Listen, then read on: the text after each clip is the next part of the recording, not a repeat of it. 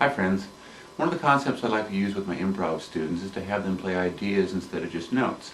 Now the notes of course are contained in the ideas, but to play an idea is to say that there is expression, that there is intent, and of course there has to be rhythm and phrasing as well. Let's look at some examples. Here we see the fifth position C major scale.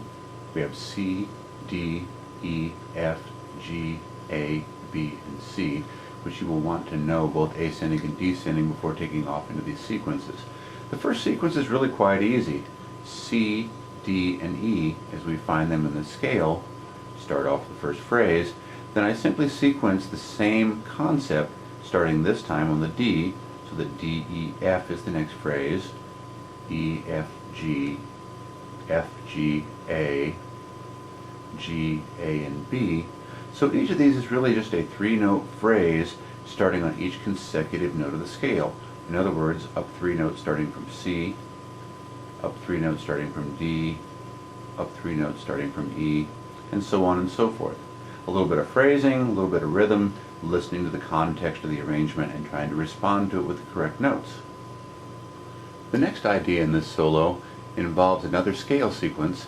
In this case, we're going to take the scale and drop down two notes, in this case from the C to the A, and then just come up with a note in between. Use it as the starting point to drop down two notes as well, from the B to the G in this case. Then we would come back to the A, drop two scale notes down to the F.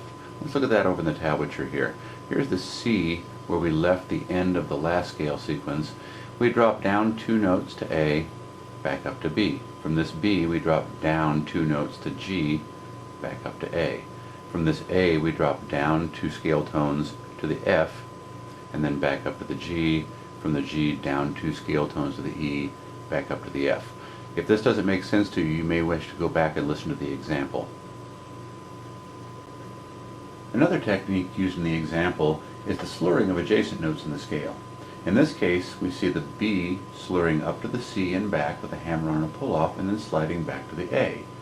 Here in the tablature is the B slurring up to the C, back to the B, down to the A. Any series of adjacent notes in this scale can be utilized this way. For example, here we see the A slurring up to the B and back and landing on the G, or the F slurring up to the G, coming back and landing on the E. Any series of notes within this scale can be used this way with this technique. I hope you find these ideas helpful for your own playing. Keep on picking. Thanks for watching.